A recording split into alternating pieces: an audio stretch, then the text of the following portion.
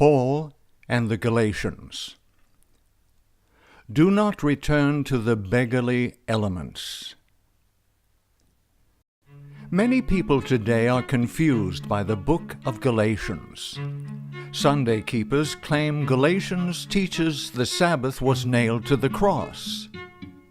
Saturday keepers use the same texts to claim Yahweh's feasts are no longer binding. All claim the weak and beggarly elements mentioned in Galatians 4 refer to Israelite law, no longer binding on Christians.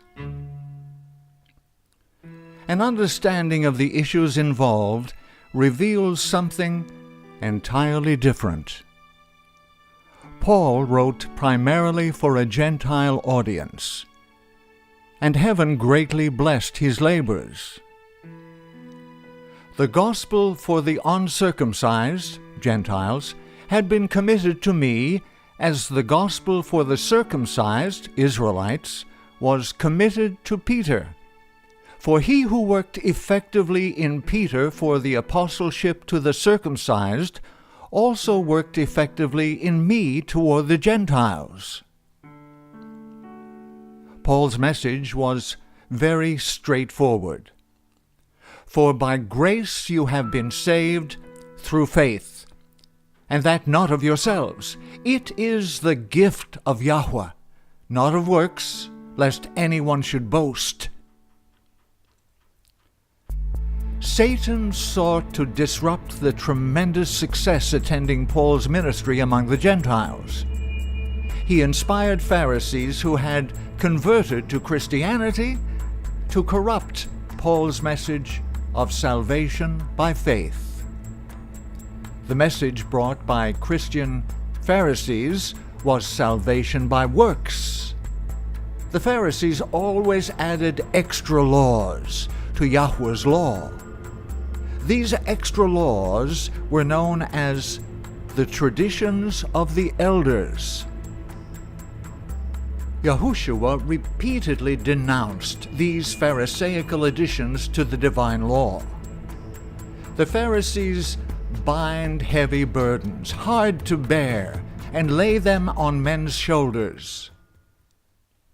When the Pharisees asked Yahushua why his disciples broke the tradition of the elders, his response was, "Why do you also transgress the commandment of Yahweh?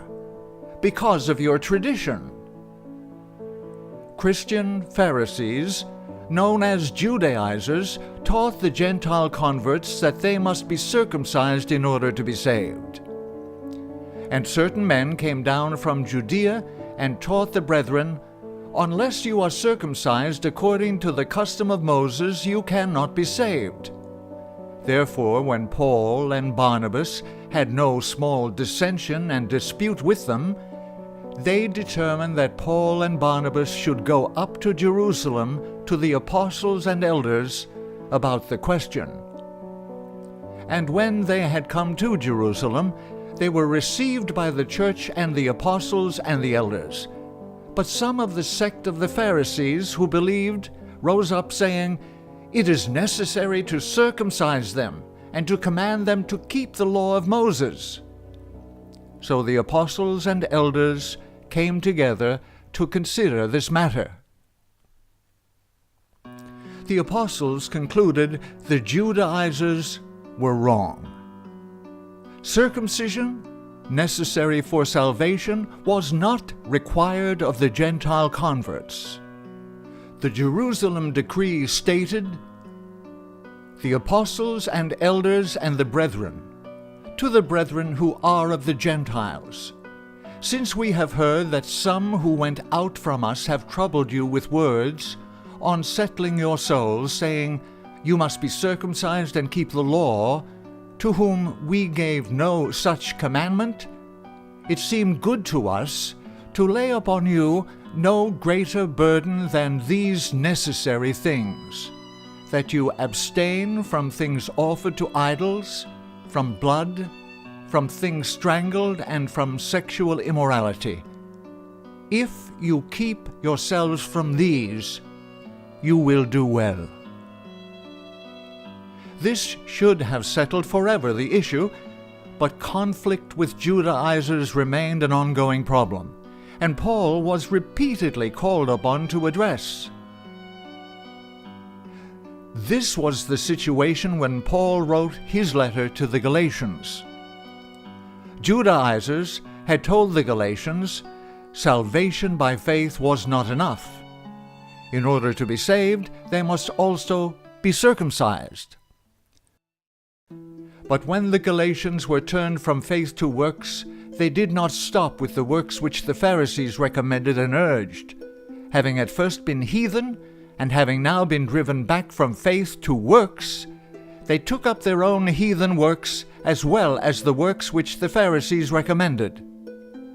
Having been turned from the Spirit to the flesh, it was only to be expected that they would do this, seeing that the ways of the heathen were more satisfying to their flesh than the ways of the Pharisees could be, because these were the things to which their flesh had formerly been accustomed. When Paul received the news, he was heartsick. He knew that by the deeds of the law no flesh will be justified in his sight, for by the law is the knowledge of sin. Paul immediately wrote the Gentiles, "A man is not justified by the works of the law, but by faith in Yahushua. For by the works of the law no flesh shall be justified." O foolish Galatians, who has bewitched you that you should not obey the truth? Did you receive the Spirit by the works of the law, or by the hearing of faith? Are you so foolish? Having begun in the Spirit, are you now being made perfect by the flesh? Paul wanted to reestablish their faith in the merits of the Savior's blood as the all-sufficient sacrifice. No deeds performed by man can save anyone. It is in chapter 4 many become confused by Paul's message to the Galatians. When you did not know Yahweh, you served those which by nature are not gods. But now, after you have known Yahweh, how is it that you turn again to the weak and beggarly elements to which you desire again to be in bondage? You observe days and months and seasons and years. I am afraid for you, lest I have labored for you in vain.